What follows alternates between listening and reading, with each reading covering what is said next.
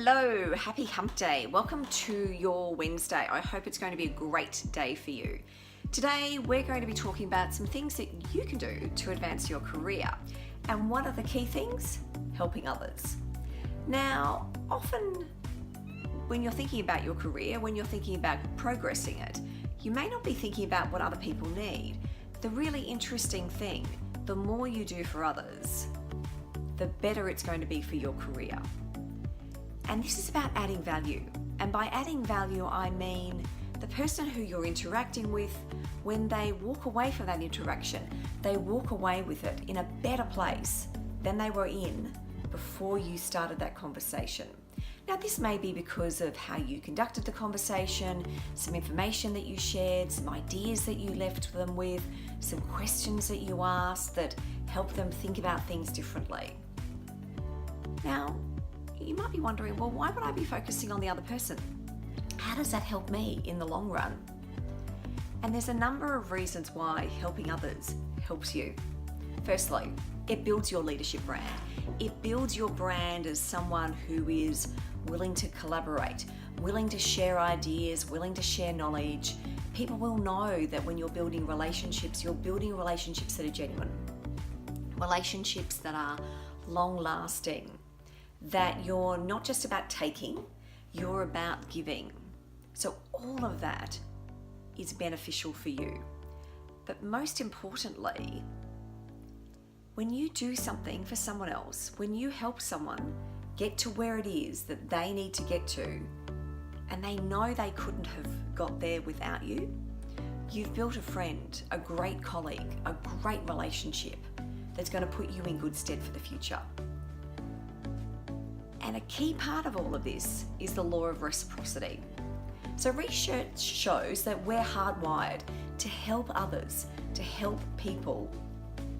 And so what happens is when you help someone, they then feel obligated to help you. And this has been explained by Robert Cialdini in his seminal book, Influence, The Psychology of Persuasion. And what he demonstrated from his years of research is that when we help someone, when we give value in some way, we feel obligated to return that favor. And this obligation, this feeling that we can have, it not only inspires us to give back in equal measure, but it may actually inspire us to give back more than we received in the first place. And he talks about an experiment that was conducted by Professor Reagan of Cornell University. And in that experiment, there were two camps of people. A group of people that were given a drink of Coke and a group that weren't. Now, both groups thought they were there to actually evaluate some artwork, but they weren't. They were there to test out this law of reciprocity. And what they found is that for the people who were given just a drink of Coke, when they were then asked to buy raffle tickets, they bought double the amount of raffle tickets to the group that didn't get that drink. Now, some of you might be thinking, isn't this a little bit underhanded? Doesn't this feel like it's manufactured, that you're just giving something to get something in return? Absolutely. If all you're ever doing is giving so that you know you're going to receive something in return, then the intent of your relationship building isn't good. You want to think about doing good things for other people just because you want to do good things. But the upside is, you know that over time this will pay off for you. And even in the short term, what we know through research is that when you do something nice for someone else, when you add value, when you do good things, that makes you feel good. Your brain releases those natural happy chemical drugs because you've done something good. And the research shows that people who do good things for other people, people who are community minded, who think about others, they're naturally happier than people who just spend all the time thinking about themselves.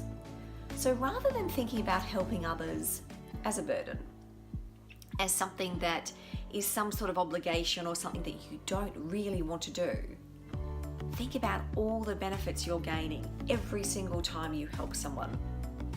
It was Confucius who said, "There is one word which may serve as a rule of practice for life, and that's reciprocity."